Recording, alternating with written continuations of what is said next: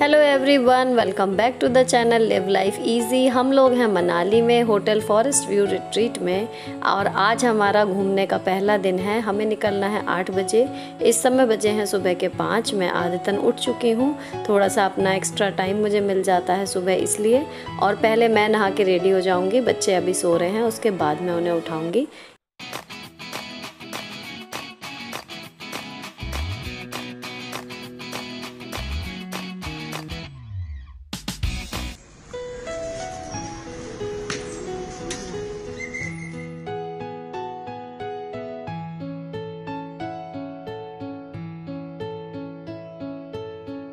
I love Manali.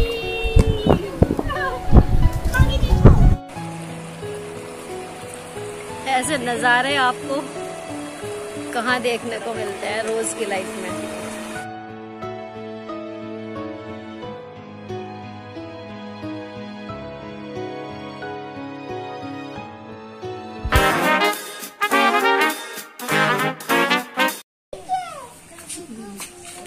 आज मौसम साफ है।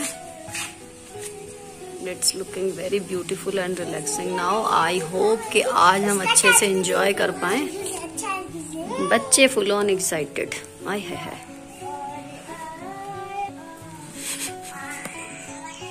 We are waiting for our guide.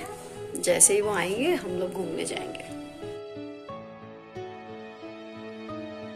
जब तक हमारे गाइड कम ड्राइवर नहीं आए तब तक के टाइम का हमने यूटिलाइजेशन किया, कुछ अच्छे से पिक्स खींच के, क्योंकि आफ्टर ऑल 2-3 दिन के बाद ट्रिप तो ख़त्म हो जाती है। ये फ़ोटोज़ ही हैं जो हमेशा याद रहती हैं हमें। ये मोमेंट हमेशा याद रहते हैं, इन्हें जब भी देखते हैं पुराने टाइम की यादें ताज़ा हो जाती हैं। फाइनली हमारे जो गाइड भैया हैं, चिरंजी ठाकुर उनका नाम है, वो आ गए हैं और हम लोग अपने होटल से निकल चुके हैं। ये जस्ट अगली रोड है जो हमारे होटल के सामने से दिखती है। ये हिडिंबा टेम्पल का कैंपस है। यहाँ से थोड़ा नीचे उतर के फिर हम लोग मेन सिटी में चलेंगे। कहीं भी घूमने से पहले अभी हमारा जो है, हम लोग ब्रेकफास्ट करके नहीं आए हैं। सुबह 8 बजे होटल का किचन ओपन ही होता है क्योंकि उनकी टाइमिंग है, और इसलिए सबसे पहले हम लोग करेंगे कहीं पर रुककर नाश्ता और उसके बाद घूमने जाएंगे आगे। ब्रेकफास्ट के लिए हम लोग रुके हाईवे ऑन माई प्लेट नाम के इस रेस्टोरेंट में। अंदर से बहुत सुंदर था। ओ, आपको दिखाती हूँ व्यू कितना बढ़िया है यहाँ का। यहाँ हम ब्रेकफास्ट के लिए रुके हैं। Just a minute. सब जगह एक सही है। ये देखिए, ये रिवर वाला रेस्टोरेंट है, बिल्कुल रिवर बैंक पे यहाँ पर हमारी बैठने की जगह है। और यहाँ से आप देखिए स्नो वाला ये पहाड़, एंड वो रोड है।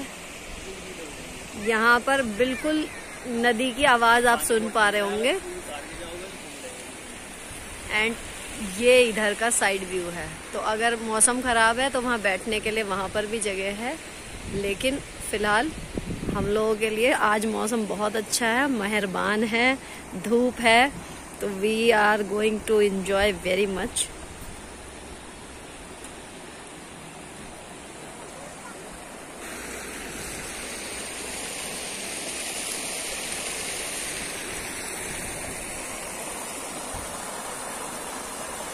Mind blowing. पानी के अंदर जो पत्थर है ना, उनसे वहाँ तक जा सकते हैं। हाँ, लेकिन हम जाएंगे नहीं क्योंकि हमें अभी अपने शूज बचाने पूरे दिन के लिए।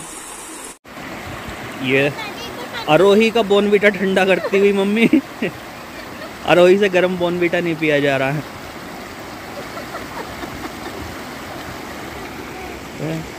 बच्चे मछली पकड़ते हुए। चलो हो गया होगा, इतना गर्म तो नहीं होता। ऐसे नज़ारे आपको कहाँ देखने को मिलते हैं रोज की लाइफ में।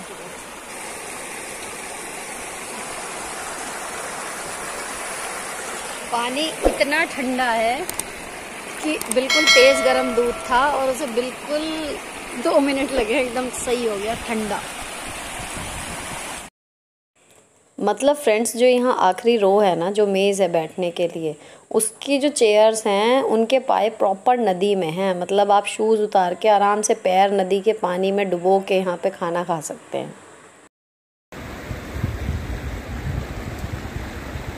भैया शूज़ का ध्यान रखना, कपड़े गीले ना हो जाएं, किसी शूज़ वूज़ किसी के गीले ना हो जाएं। क्या हो रहा है? इनसे कह रहा हूँ शूज़ का ध्यान रखना, शूज़ गीले हो गए तो पूरे दिन आगे मत जाओ तुम। परेशानी होएगी। ये देखो वो भी बहुत अच्छी है, लेकिन यहाँ बिल्कुल नदी के किनारे आवाज़ आ रही है तो यहाँ बढ़िया है।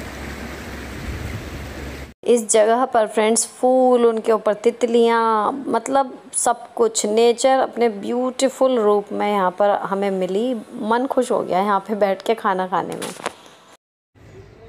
ये देखिए फ्रेंड्स, ये फूलों के ऊपर ये जो लग रहे हैं ना, ये प्लम का पेड़ है, आपको दिख रहा हो। इसमें फ्रूट्स भी लग रहे हैं। और हमारे होटल के बाहर है देवदार का पेड़, जिसमें फ्रूट लग रहे हैं। बेहद बढ़िया नाश्ते के बाद अब हम लोग प्रॉपर अपनी साइट सीइंग और राइड्स के लिए निकल गए। सबसे पहले हमने डिसाइड किया पैराग्लाइडिंग का। यूजुअली हमें सोलांग वैली में पैराग्लाइडिंग करनी होती है, लेकिन क्योंकि टाइम कम है शायद हम वहाँ ना जा पाएँ, इसलिए NH003 पर ही पैराग्लाइडिंग हम लोग करने वाले हैं। हम लोग क्या, स्पेशली बस मैं करने वाली हूँ। अब वहाँ मज़ा बहुत आया, लेकिन एक दिक्कत हो गई, जो GoPro से वीडियो बनाते हैं वो इतनी अच्छी शूट हुई थी बट उसमें एरर आ गई, वो नहीं मिली। तो जो नीचे खड़े होकर फोटोग्राफर फ़ोटो खींचता है, बस ये आड़ी टेढ़ी कुछ फ़ोटो ही मुझे मिल पाई। मैंने ना सबसे हाई वाली जंप से पैराग्लाइडिंग की थी and once in a lifetime experience है, बहुत ही मज़ा आता है। बस अपसेट मैं वहीं हो गई कि इतनी बढ़िया वीडियो शूट हुई थी आप लोगों से जिसे बात करते हुए, वो मेरे हाथ नहीं आई, अदरवाइज़ परफेक्ट। पैराग्लाइडिंग करने के बाद इसमें मुझे लगभग 1 घंटा लग गया था, इतने ये लोग खाली बैठे नीचे मेरा वेट कर रहे थे। और उसके बाद हमारा जो नेक्स्ट प्रोग्राम था वो था रिवर राफ्टिंग के लिए। तो हम लोग क्विकली वहाँ पर पहुँचे जहाँ पर हमें रिवर राफ्टिंग के टिकट्स वगैरह लेने थे।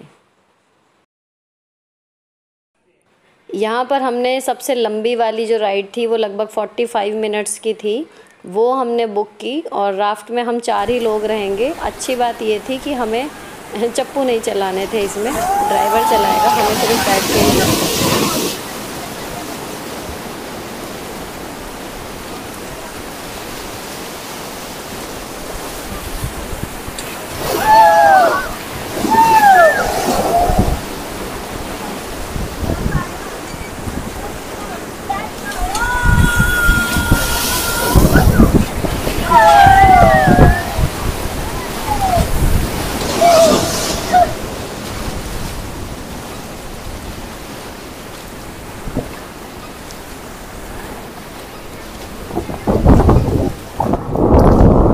कैसा लग रहा है? मजा आ रहा है? Enjoying a lot. I love Manali.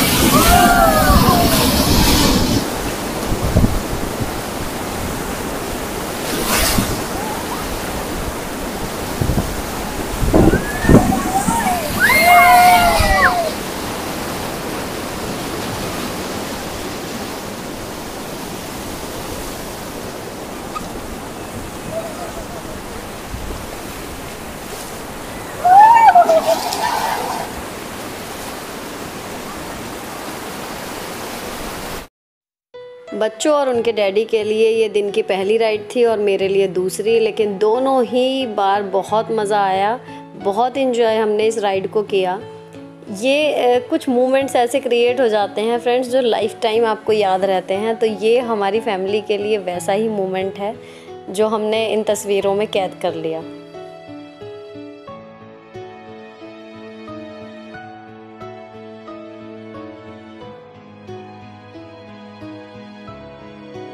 यूं ही बेहद खुशी के साथ हमारी ये वाली राइड ख़त्म हुई और जहाँ पर इसका हमारा एंड पॉइंट था वहाँ पर कपड़े वगैरह चेंज करने के लिए जगह थी और कपड़े चेंज करने के बाद कुछ कदम पर ही वहाँ पर माता वैष्णो देवी का मंदिर है। तो हम लोग जूते नहीं पहनेंगे, चेंजिंग रूम में जाके फटाफट से अपने चारों लोगों के हम कपड़े बदलेंगे और ये वाले गीले कपड़े जो हैं वो मैं अलग पॉलीथीन में पैक कर दूँगी। ये फ्रेंड्स मनाली में माता वैष्णो देवी के नाम से मंदिर है। यहाँ पर सारी लकड़ी की नक्काशी हुई हुई है, पत्थर के साथ वैसे जो बना हुआ है दीवारें वगैरह वो तो हैं ही, लेकिन लकड़ी की बहुत बारीक नक्काशी का इसमें काम है। प्लस व्यू तो इसका शानदार है ही। जिसमें हम राफ्टिंग करके आए हैं अभी वही वाली नदी ये है। ये मंदिर लगभग 4 मंजिला बना हुआ है और इसमें 9 की 9 देवियाँ प्लस शंकर जी की मंदिर है, कृष्ण जी का मंदिर है, राम जी का मंदिर है और वैष्णो माता की एक गुफा टाइप भी बनाई हुई है इन्होंने। इस मंदिर के दर्शन के बाद हमने अपने गाड़ी में जाके जूते वगैरह पहने और उसके बाद हम अगले पॉइंट पे गए जो म्यूज़ियम है एक।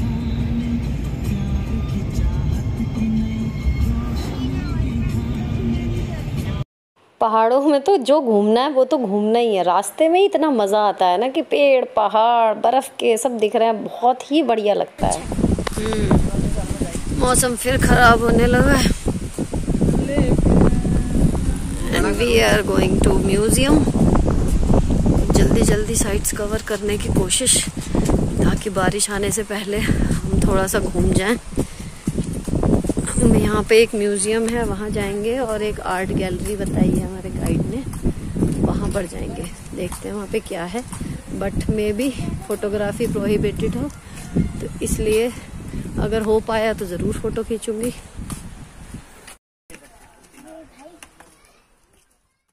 आर्ट गैलरी में फ्रेंड्स हर चीज़ के नीचे डिटेल लिखी हुई थी, तो मैं यहाँ के हैंड क्राफ्टेड चीज़ों को बच्चों को पढ़ पढ़ के बताती जा रही थी कि ये है, ये है। प्लस म्यूज़ियम का पूरा एक पार्ट जो है वो एक रोमन यहाँ पर साइंटिस्ट निकोलस रॉरिच करके हैं, उनका पूरा पोर्शन बना हुआ है, उनकी चीज़ें यहाँ पर सहेज कर रखी गई हैं।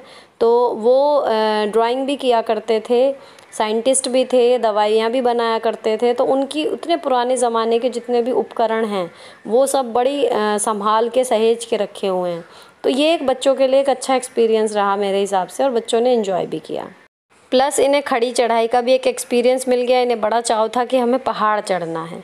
इसके बाद हम लोग पहुँचे ये नागर कैसल। ये पुराना राजा का महल हमें बताया था कि ये है और शायद 15 या 100 रुपीज़ का या टिकट भी था या 150 रुपये का था। इसकी खासियत ये है फ्रेंड्स कि ये जो पूरा महल है वो लकड़ी और पत्थर से ही बना हुआ है। यहाँ पे आपको कहीं सीमेंट ईंट ये सब चीज़ें नहीं मिलेंगी, केवल पत्थर और लकड़ी, मतलब जीना और ये सारे कमरे हैं। और शायद ये लोग ये कमरे जो हैं वो मतलब रुकने के लिए भी देते हैं अगर आप चाहें तो, मतलब आई एम नॉट श्योर। और यहाँ का व्यू बहुत ही बढ़िया है क्योंकि वो कमरे जो हैं लोग खोल खोल के देख भी रहे थे और वहाँ पे रेस्टोरेंट वगैरह भी थे। यहाँ पर उन महाराज के जो टाइम की जो है वो हेरिटेज वाली चीज़ें रखी हुई हैं। दरवाज़ों पर हर जगह नक्काशी है, मेन काम लकड़ी का बहुत सुंदर है यहाँ पर। और यहाँ पर ना नीचे आंगन में शूटिंग चल रही थी फिल्म की, जो नागार्जुन है ना एक्टर, उनके बेटे की फिल्म थी एजेंट, उसकी शूटिंग चल रही थी। तो वहाँ हमें बैल्कनी में बहुत देर खड़े भी नहीं होने दिया था। और यहाँ पर ये असली जानवरों की हड्डियाँ, ये सिरविर हैं, ये सब चीज़ें मतलब अलग सी थी रोज से देखने में। सॉफ्ट है क्या? हाँ बहुत सॉफ्ट है। चलो प्यार से नीचे रख दो इसको, चोट ना लगे। Oh no. बस बस बस आराम से रख दो। ये लैम्प हमें किले के बाहर ही मिल गया था। इसके साथ थोड़ा सा टाइम बिताने के बाद हम लोग पहुँचे वन विहार, जिसके गेट पर ये महाशय बहुत ही अच्छी तरीके से गेस्ट को वेलकम कर रहे थे। जो भी आता पार्क में घुसने से पहले ही इन्हें देख के एकदम खुश हो जाता, हर कोई इनके साथ रुक रहा था, फ़ोटो खिंचवा रहा था।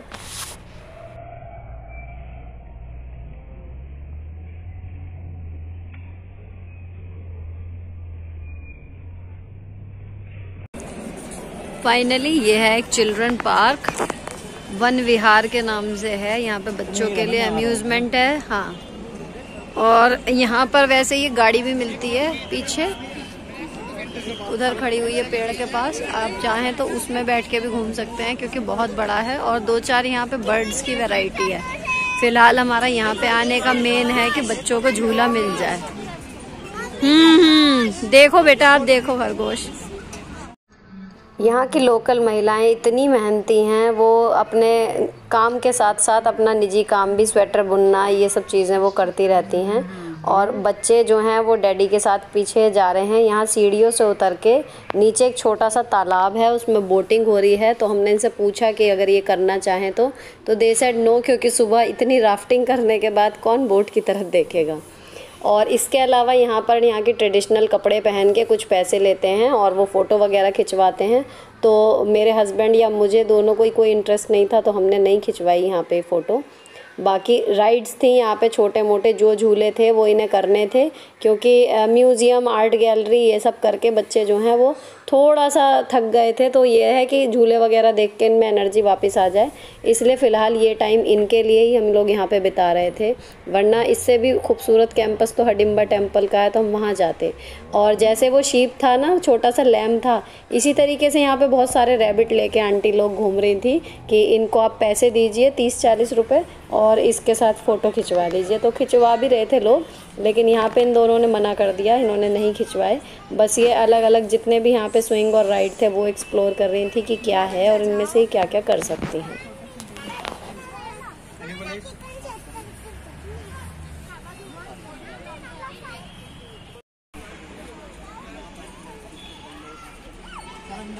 पार्क में 1-1.5 घंटा बिताने के बाद बच्चों को हमने एंजॉय करा दिया। अब बच्चे भी खेल के थक चुके थे, तो हमने कुछ एक फ़ोटो क्लिक की, क्योंकि थक तो गए थे लेकिन फिर भी थकान उतर जाएगी, लेकिन ये मेमोरीज़ ही होती हैं जो हम अपने साथ ले जाते हैं। और वन विहार के बाहर निकलते ही सड़क पार करके यहाँ पर एक बुद्ध मॉन्टेसरी थी, ये भी उन्होंने बता के भेजा था हमें गाइड भैया ने। तो हम लोग यहाँ पर घूमने के लिए गए, तो वास्तव में काफ़ी सुंदर जगह थी। तो जब आप मंदिर के लिए अंदर एंट्री करेंगे, जो रास्ता था घूम के जाने का, वहाँ पर ये पत्थरों पे चैंट्स लिखे हुए थे, जो ऑफ कोर्स मुझे कुछ समझ में नहीं आए, बस देखने में सुंदर लग रहे थे। और यहाँ पर इस धर्म को मानने वाले शायद सभी लोगों के घरों पर भी इस तरीके के कलरफुल झंडे और इसी तरीके की छतें बनी हुई हैं। तो ये शायद इनके ट्रेडिशन का कुछ हिस्सा है, मुझे इसके बारे में ज़्यादा नहीं पता, लेकिन हाँ देखा ज़रूर है कि पहाड़ों में इस तरीके की स्ट्रक्चर मिलती हैं। और ये मंदिर अंदर से इस तरीके का दिख रहा था। हम लोग जूते वगैरह उतार के गए थे। अब यहाँ पर कोई गाइड नहीं था बताने वाला, तो हमें कुछ ज़्यादा समझ में आया नहीं, लेकिन हाँ सुंदर बहुत था। तो यहाँ पर ये अलग अलग स्टैचू रखे हुए थे and we don't have any idea कि ये किस चीज़ के थे। बस भगवान बुद्ध की प्रतिमा थी एक बड़ी, वो हमें समझ में आई। और बाहर जो है दीवारों पे ये इस तरीके की नक्काशी सी हुई थी, पता नहीं किस चीज़ की है, लेकिन 3D में थी और बहुत ही कलरफुल थी, तो बहुत सुंदर ये लग रहे थे। और यही पैटर्न आपको इनके सारे मंदिरों में मिलेगा। व्यू बाहर बहुत सुंदर था, लोग बैठे हुए थे। मौसम यहाँ पर थोड़ा सा गर्म सा होने लगा था, लेकिन अभी हमने जैकेट नहीं उतारी थी क्योंकि ऐसा लग रहा था कि शायद बारिश हो जाए। तो फिर हमने यहाँ पर कुछ फ़ोटो क्लिक की और हम यहाँ से फिर निकलने की तैयारी करने लगे कि अगर बारिश आए तो उससे पहले हम अपनी गाड़ी तक पहुँच जाएं।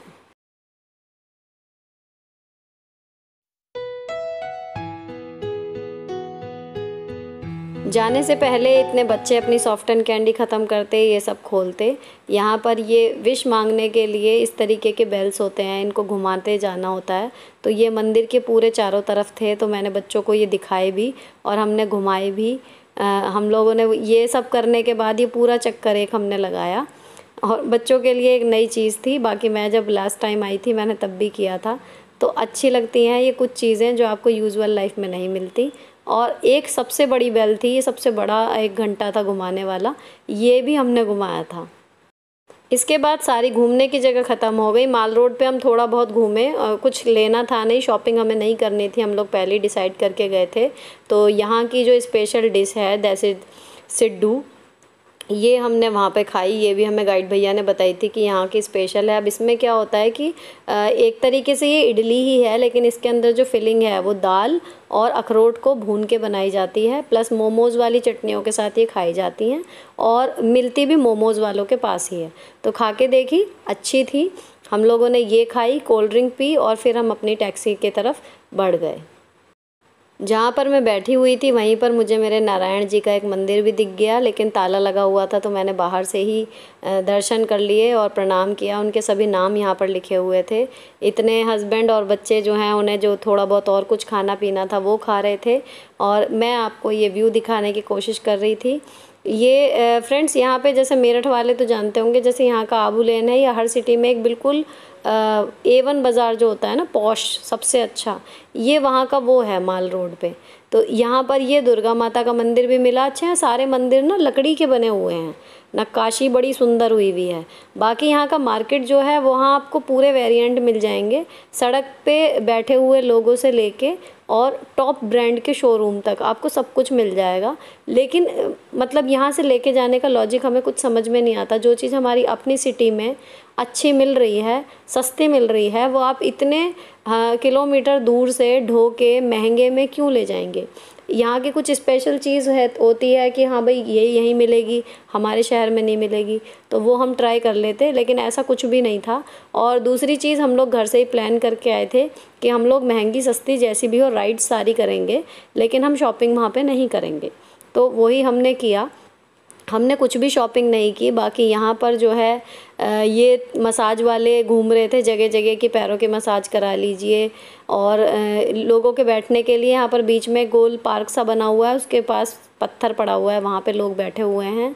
यहाँ सड़क किनारे आपको स्ट्रॉबेरी, खुबानी, ये सब चीज़ें बेचती हुई बूढ़ी यहाँ की लोकल महिलाएं मिल जाएंगी। मोंटी कार्लो जैसा शोरूम भी है, प्लस सड़क पे बैठे हुए वेंडर्स भी हैं। ये खुबानी और ये स्ट्रॉबेरी, चेरीज़ ये बेच रहे हैं। ये लगभग 150 से 200 रुपए का एक डिब्बा शायद था, जो हमें बस स्टॉप पे बताया था, यहाँ तो मैंने पूछा नहीं। प्लस चने, भेलपुरी, मोमोज़, और इसके अलावा आपको गुलकंद खूब सारा डाल के अच्छा सा पान वगैरह, इनके काउंटर भी यहाँ पे आपको जगह जगह लोकल बंदे बेचते हुए मिल जाएंगे। शूट करने की वजह से मैंने बच्चों को दोनों को ही उनके डैडी के साथ हाथ पकड़ के टैक्सी की तरफ भेज दिया, और बोला था कि मैं 2 मिनट लगभग मुझे एक्स्ट्रा लगेंगे, मैं शूट करती हुई आती हूँ। तो वो लोग वहाँ पर पहुँच चुके होंगे। ड्राई फ्रूट जैसी चीज़ भी सड़क से लेके शोरूम तक हर जगह बिक रही है। सेम कपड़ों का है, जिसका जैसा मन है वो वैसे शॉपिंग कर रहा है।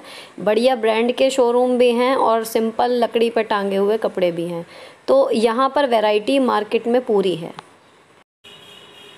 मार्केट के बाद हम लोग सीधे अपने होटल की तरफ बढ़ गए, और वहाँ पर वॉकिंग डिस्टेंस पर लास्ट पॉइंट था हिडिंबा मंदिर। वहाँ हमने उसका पूरा कैंपस घूमा, जो ऑलमोस्ट वन विहार जैसा ही था। मंदिर में दर्शन किए, प्लस उसके बाद हम लोग बस फ़ोटो खिंचवा के यहाँ से सीधे अपने होटल चले गए।